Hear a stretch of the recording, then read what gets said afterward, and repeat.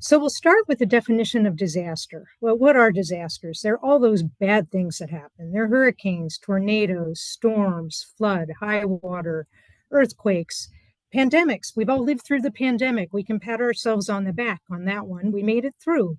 So we know we can kind of get through disasters, but it helps if we have some tools and we're prepared a little bit ahead of time. Just some kind of to give us context about how disasters are escalating as climate change escalates at the same time. In 2023, we had 28 separate billion-dollar weather and climate disasters here in the US. Floods are the most common natural disaster, and in the US, 90% of our natural disasters involve flooding.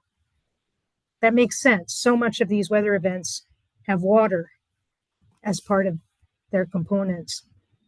Along with this, we also have weather fatalities increasing, the main one being heat. For us in the Northeast, that's not as critical, although a lot of our folks don't have air conditioning, and we're seeing our summer temperatures go higher each year. So ways we can keep our communities safe, we'll talk about. Wildfires, we don't tend to have them in this northeast part of our world, but I saw folks coming in from all over. In California, they no longer consider a wildfire season. They don't use season to attach it to wildfire anymore because wildfires are happening year round. Historically, our hurricane paths have been on the coasts, but as we've seen in the Appalachians, there's flooding happening there in the mountains, very far from the coast. Those folks that decided not to retire on the Outer Banks and went to Asheville instead are rethinking these decisions. Tornadoes, mostly in the Midwest. We had them here in upstate New York this summer, and we've had a tornado touchdown in every state in the United States. Earthquakes, again, we think of them more on the West Coast, but they can happen here as well. So all of that to say, there's a lot to think about. There's a lot to prepare for. Don't get discouraged. We have tools and we're all in this together. Libraries are about support. Excuse me. Can happen anywhere, anytime. These are images from friends in the library world who experienced earthquakes, flooding, and fire. We have a lot of public libraries around the world, and in the US alone, there are over 16,000 public library outlets. In 2011, libraries were named an essential service in terms of disaster response. We see a picture of Carla Hayden, who was the director of the Enoch Pratt Library in Baltimore when Freddie Gray was killed and immense rioting broke out. This is the same street where folks are jumping on the car. She was opening the library. She's now our Librarian of Congress. But that library, there was looting going on, but the library remained intact and safe. Not a window was broken. It was the safe haven in the community. I won't go into social unrest much. We'll be more focused on natural disasters.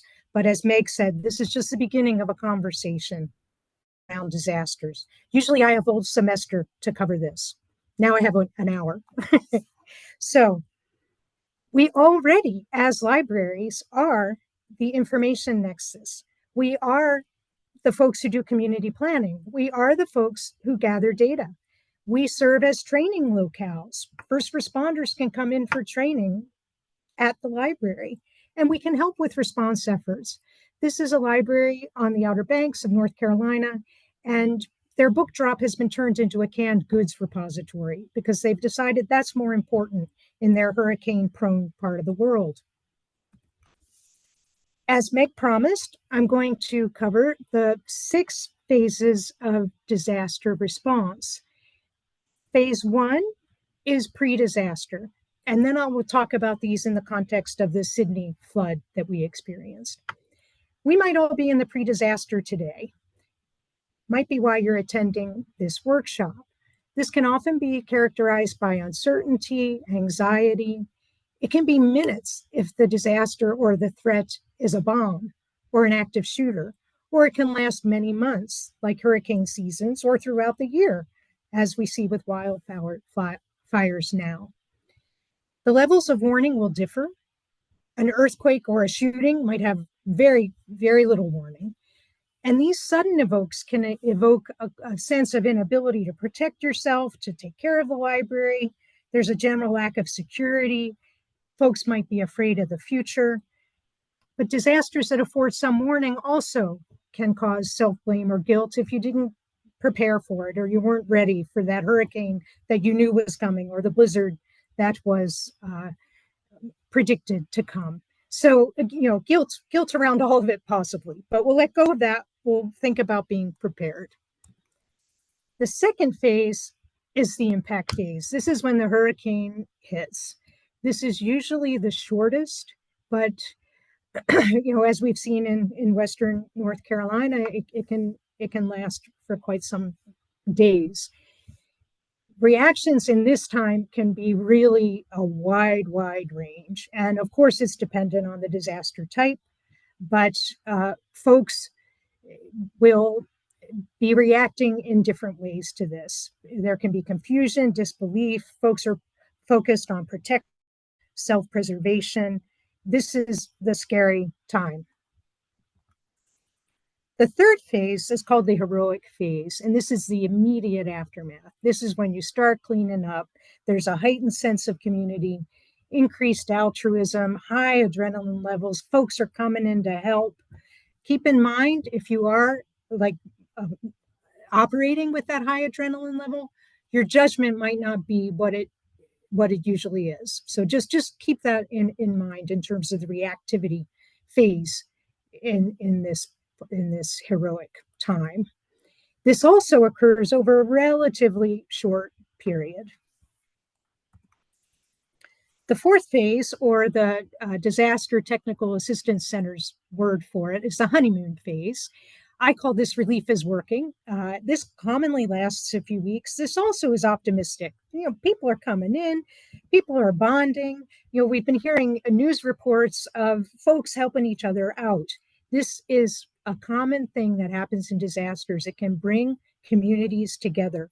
And I think this is the opportunity for libraries. It allows for building relationships across community. It allows libraries to do what they do best, support their communities and their community members. The fifth phase, I'm sorry to say, disillusionment. There are times that these can take you down a path of feeling increased stress, discouragement, physical exhaustion. Folks who have been in temporary housing for 6 months, a year, it's hard to keep a sunny outlook. It can last for months or even years. And all of a sudden, the limits of that assistance become evident. Folks realize that this is not open-ended. We have to deal with this. Trigger events can make this worse and can extend this stage. So first anniversaries of that disaster event can be a tough time for communities. The final phase, or phase 6, is the reconstruction.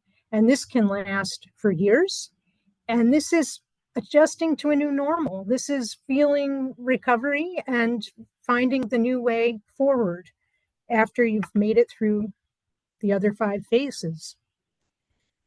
So I'm going to shift gears now and talk about the flood I experienced as a director of a small rural public library in upstate New York.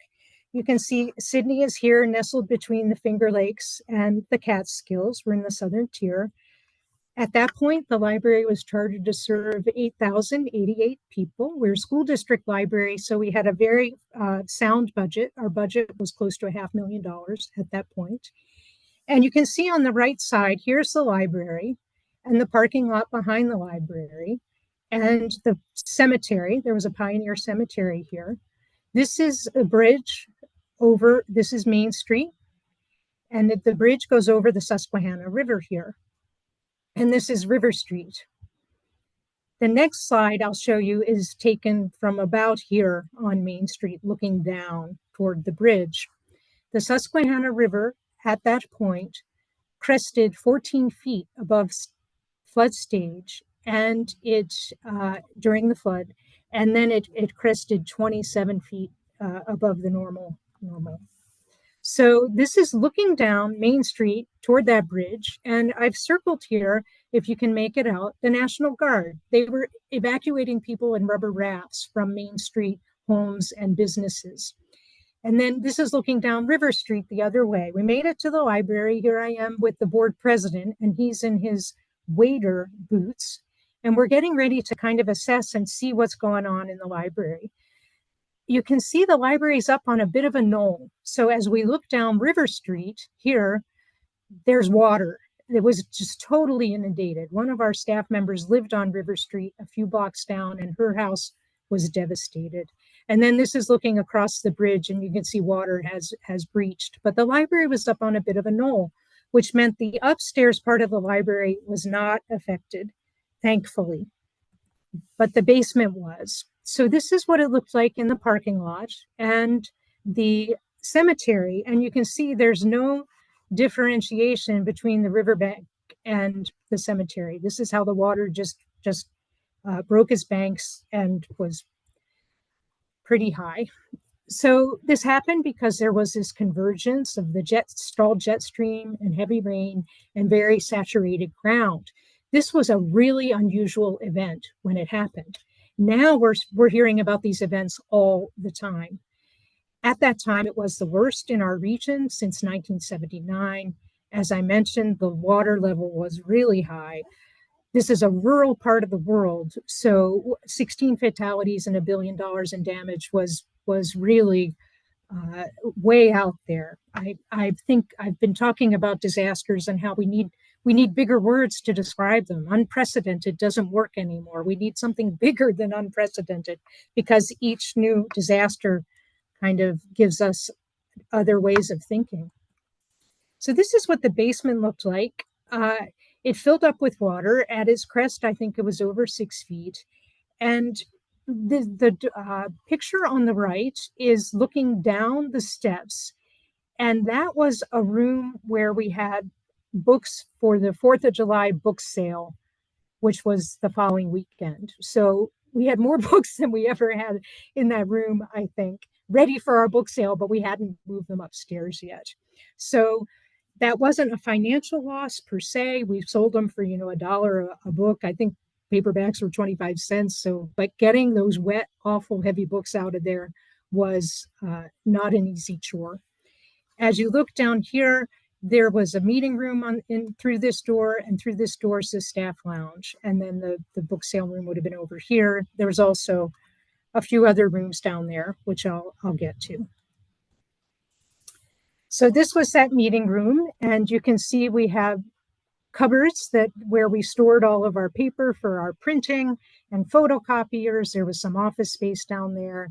We also had our computer equipment was in that part. This is the staff lounge. Some of that furniture had floated from the other part of the meeting room, and this was the boiler room. The boiler was cast iron, so it was okay and intact, but the air conditioning component of it was ruined. This was the end of June, so that was quite a loss. We had no electricity at this point, and so of course these photos were taken with flash, but this is what it looked like after we had gotten the water out, and I'll describe how that happened. This is the level that the water went up to in that room. And so it was devastating, but on one hand, this will sound kind of strange, but it was a little bit luxurious because we didn't have to make any decisions. There wasn't anything down there that could be salvaged except things that could be power washed that were metal, because the water had just inundated. It was this awful brown yuck. And so we just had to get it out of the library as quickly as we could. I was very worried about mold getting in the upstairs of the library and having a much bigger problem if we didn't address all of this in short order. So here we are in the heroic phase. The fire department came and pumped us out. They pumped out like 5.5 feet of water. We still had about a foot left in there, and their equipment couldn't get the rest out.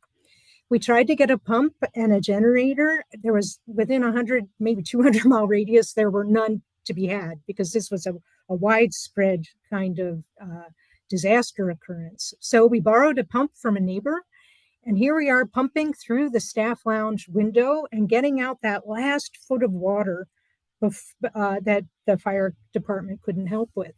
I should say at this point, know who's the head of the fire department ahead of time. Know who's the head of the police department. Have a working relationship with the mayor or town council members or whoever in your community are the folks that you should be connecting with. Do that today if you don't know who they are now, because not because you might have a disaster, but because it's just good. It's good form for libraries to do. And when I called the fire chief and said we need pumping, he said, you're at the top of the list already. I mean, so the community really valued the library, and that showed again and again and again throughout the course of this. And that was really bolstered all of us. Once we got that water down to a couple inches, it started gushing back through the toilets. The bathrooms were at a little bit higher place. They were a couple steps up. And because of that, the water just started gushing back out through the toilets. I should mention at that point, the only people in there doing cleanup were myself, my husband, and the board president. We rushed around because it was to get the toilets clogged up, and I found the story time rugs, and they seemed like a viable thing to use. So I will say that was a low point, stuffing the story time rugs into the toilet and then putting the trash can full of old books that were really heavy on top of it, and then the bookshelf and the chair, and that kept the water from coming back up through the toilets. So we get all the water out, and it was the 4th of July weekend, as I mentioned. So we had to kind of pause. The National Guard wasn't allowing access to the village for security issues. And we had the 4th of July holiday. So we had finished the pumping out on the Saturday, and then it wasn't until the following Tuesday or Wednesday that we could get access again. So this is what it looked like then. And you can see there's a flashlight here. Again, there was no electricity in this part of the building, and our electrical inspections failed because our breakers were all down in the basement. So we made it voluntary for staff. If they wanted to come help with the cleanup, they were welcome to. And we did contact cleaning companies and places to come do this, but no one was available because this had affected such a large area. So the point I wanted to make with this slide was, you'll see on the right, one of our staff members is standing at the top of the steps. She had a clipboard. She wrote down every item that came out of the basement. So we had a very good record of what we lost. And it turned out to be one of the best decisions we made, was to have Judy stationed there documenting everything that came out. And here is the Excel spreadsheet that was compiled by the administrative assistant afterwards. And she merged it with our inventory list. So we had serial numbers, we had dates of the age of things. So if there's anything you take away from this, documentation is really important. And you don't have to do it all, delegate it, and think of your staff's gifts and how they can contribute, because folks want to help, in my experience. The other thing that happened was our Friends president got on the phone, called all the friends, and had them show up. So we had a whole cadre of volunteers, but they were some not absolutely, let me say, I was worried about the physical activity of schlepping this stuff around. This stuff was really heavy. It was gross. It was stinky.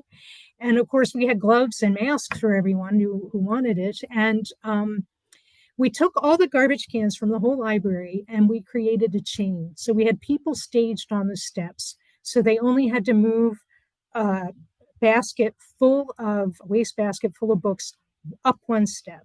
And so with that, nobody had to lift anything very far, very heavy for long.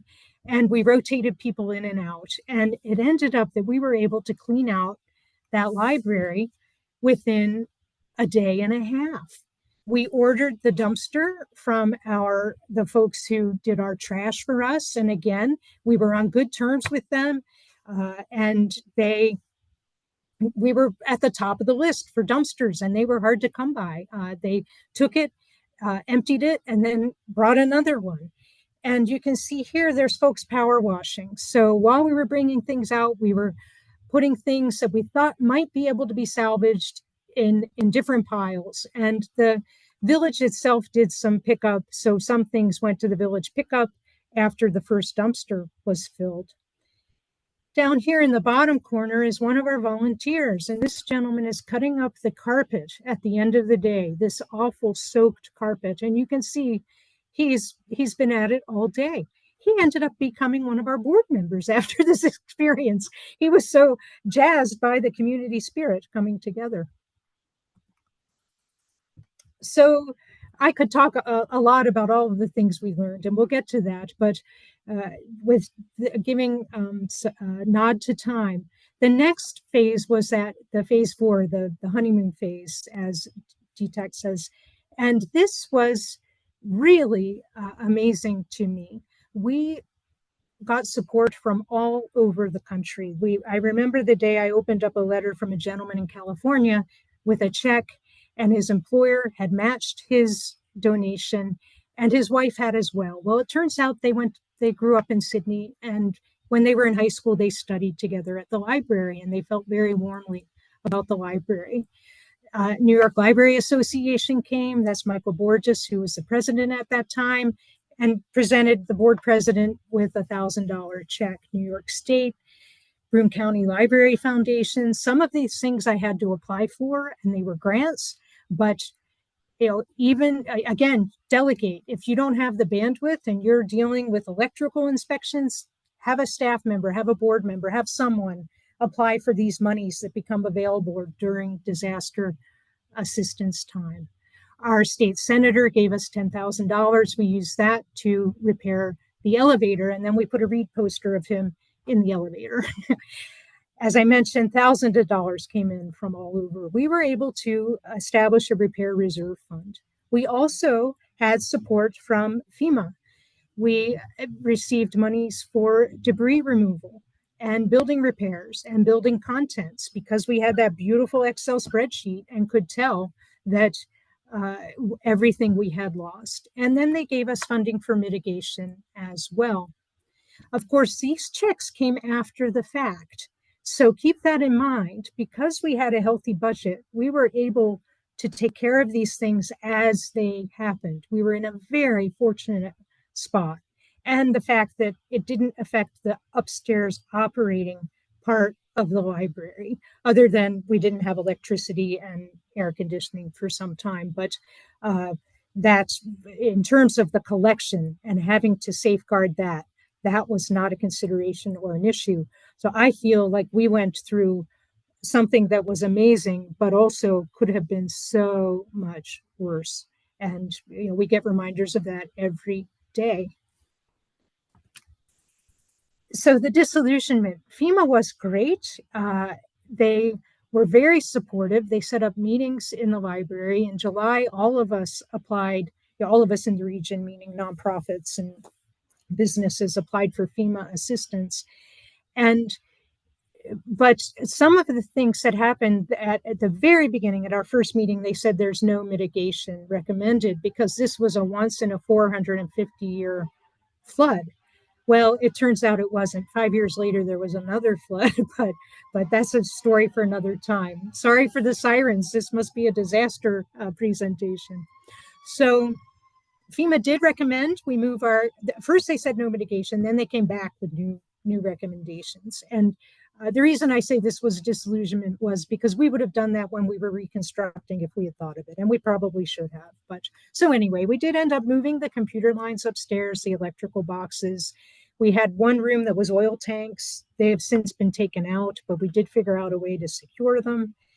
And they recommended we install backflow for the downstairs plumbing and flood-proof the boiler room.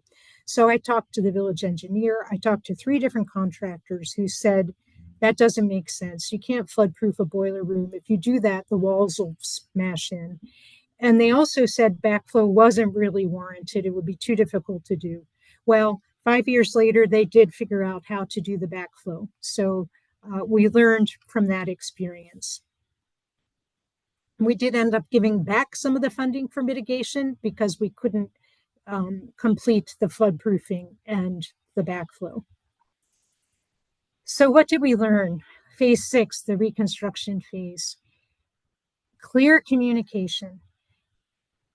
We started with the phone tree when the rain started coming. We did have a disaster plan. I had a copy of it at home.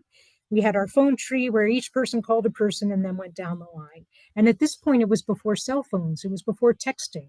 So, and before you had a camera in your phone. So we have leapt forward so much in terms of tools and ways that we can deal with these things. Of course, you have to make sure that you have print or you have backup of things because you might lose all communication, as we've seen recently. As I mentioned, document, document, document. You'll be tired. It'll be the end of the day, but just jot down any kind of notes you can that will jog your memory so you remember what happened that day. Know your local resources ahead of time. Know where you can send folks for mental health counseling if that's one of the things you need to do. Use each staff member's unique gifts. As I mentioned, folks react in different ways. We had one gal who was a very good photographer. She's the one who took the cleanup uh, pictures, and she didn't want to lift heavy things, but she documented it for us, and we submitted those photos to FEMA. Another thing I want to say as we're looking at the group of volunteers and staff is along the way, figure out ways to try and keep morale up. One of the things we did was there was a new wall put in, and we, at one of the staff meetings during the reconstruction, which took almost a whole year, we handed out the ALA catalog and said, uh, pick out your favorite READ poster.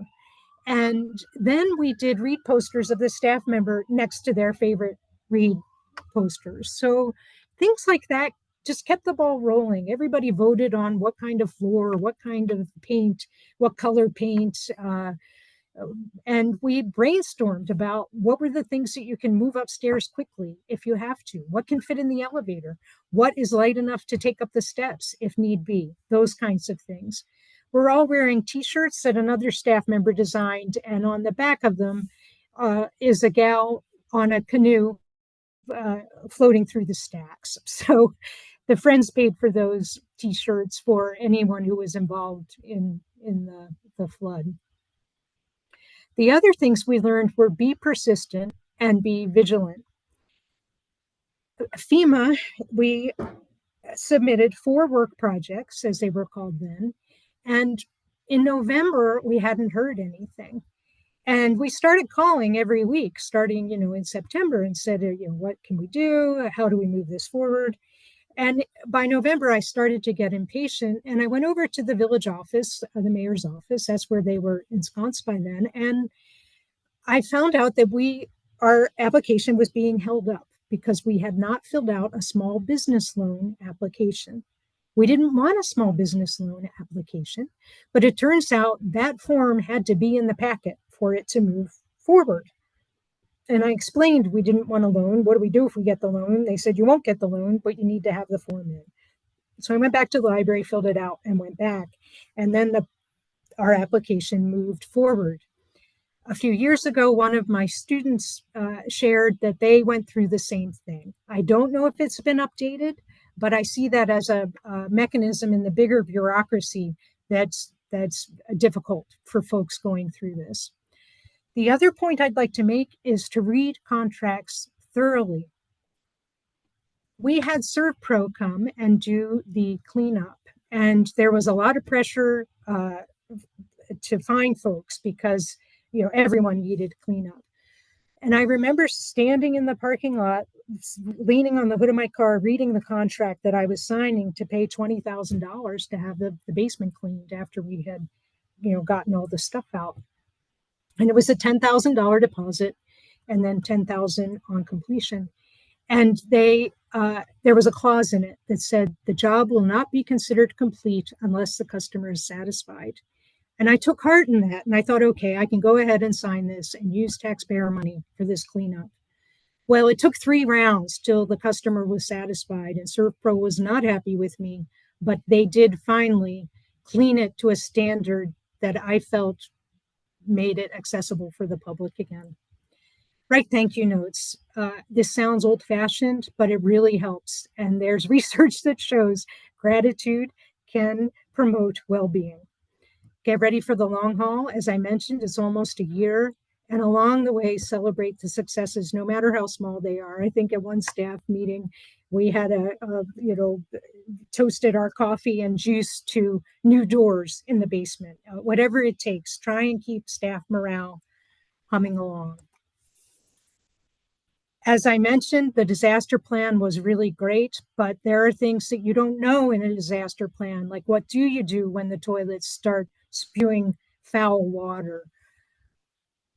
What I learned most of all was in this community at this time, the library truly was the heart of it. And I know that sounds a bit corny, but it was overwhelming that we were able to, you saw the photos, within the following Monday after the 4th of July, we were open.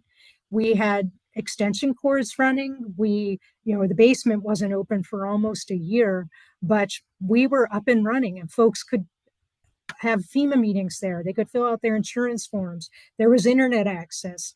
We could be the pickup site for bleach, drinking water, canned goods. And we also were the information nexus that we had always been. We told folks where tetanus clinics were and where they could get social support and information on mold mitigation. River Street address, I kind of should have known. But as I mentioned, none of us are immune these days. As I said, libraries are already doing this. We are the community centers. We support our vulnerable community members, offer social support, offer a safe space. Okay, so we'll shift gears a little bit, and we just have a few more slides to get through. We'll shift to planning now and getting started, because I imagine that's really why you folks are here today. No matter where you are in your planning process or your setting, the 3 things that you want to be thinking about are, what are your highest concerns in your setting? So is it a River Street address with the Susquehanna in your backyard? Do you have a lot of vulnerable community members that housing is a concern? How do you support them during a disaster? Then think about, what are your unique circumstances? Do you house a local history collection? If you do, is it safe? Is it in a place that's not vulnerable to water or mold? The third thing is, what are expectations? And what are the expectations of your staff? What are the expectations of your board? What are the expectations of your community or your region? Will the library be expected for folks to be able to come and pick up bleach there? So find those things out ahead of time, and this will help guide the plan. Goes along with assessing risk in your library and in your community. The most obvious, weather event likelihood, and I'll give you some tools for making these assessments. Are you in the blizzard zone? Are you in the flooding zone? Are you in the wildfire? All of those mean that you will prepare for disasters a little differently. Are you close to a train track, like our friends in Ohio who had the derailment with toxic chemicals? Are you near a highway? The majority of fires that happen in libraries are due to construction projects. So make sure that the construction area is safe. Are you near a border? Are you in a big city? Is terrorism a concern? Water damage doesn't just happen from flooding. It happens from old pipes, from sprinkler systems that malfunction. Do regular assessments of your building. And if you have a janitor or a village engineer, whoever it is, walk around with them, learn where the shutoff pipes are, learn about your facility. If you have open stacks, are there places people could hide that can make folks vulnerable? Do a survey. You could do that today if you haven't done it yet, and feel like you're being prepared for what might come. So as I said, I am happy to share tools with you all, and this will get you started. FEMA, ready.gov has plans for businesses, homes, and nonprofits. This is a great starting point. Tons of resources on the FEMA site. The Centers for Disease Control and Prevention has an emergency action plan template for all kinds of emergencies. Another good starting point. Our Council of State Archivists has a pocket resource plan template. It's one page, 2 sides, easy, a disaster plan. You can have it on your phone, a little laminated card. It's a great starting point and very low-hanging fruit, not very hard to fill out. Red Cross, of course, we know, is very involved in disaster preparedness. They have templates as well. NOAA has a resilience toolkit that could be used in your library and in your community. The Northeast Document Conservation Center has a 24/7 emergency collections hotline. So if that local history collection does get harmed, you can call them and say, what do we do? Do we freeze it? Do we, what are our next steps? They also have a lot of resources on their website. FEMA.gov offers data visualizations. You can put in your county and see historically what were those weather events that you should be thinking about, with the caveat that everything's escalating. Another way you can get started is library programs. And I know that sounds like, oh, who's going to come to a disaster program? But planning tools are great. You could help folks with, with the keeping in mind security and anonymity when it comes to health data, but you can help digitize personal data. Their evacuation route that they'll take. You could do building go bags. You could get local businesses to give some of the supplies for those go bags, personal kits, if somebody has to leave their house in a hurry. There's also on FEMA's website, ready.kids. There's kids programs, games. You could introduce the subject this way. A little bit of knowledge will be empowering. It could be scary, but I think that it will help folks in terms of feeling prepared is an empowering thing.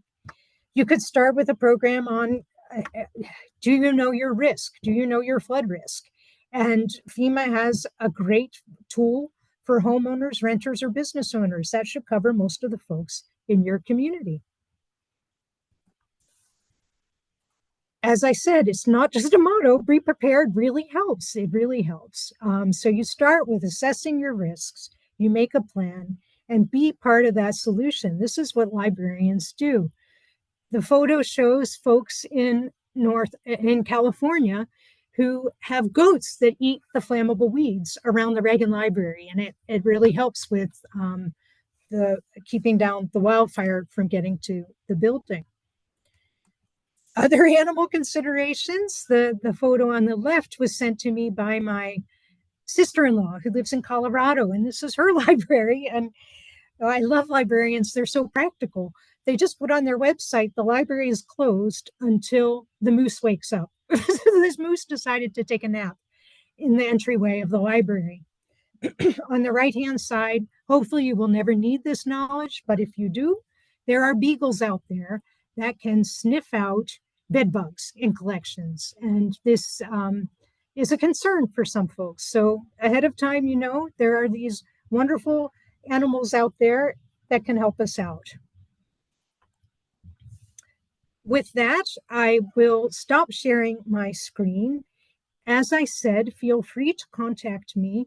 You will get these slides. You'll have access to these slides. And my email is on this one if you want to reach out and talk about anything further. Thank you.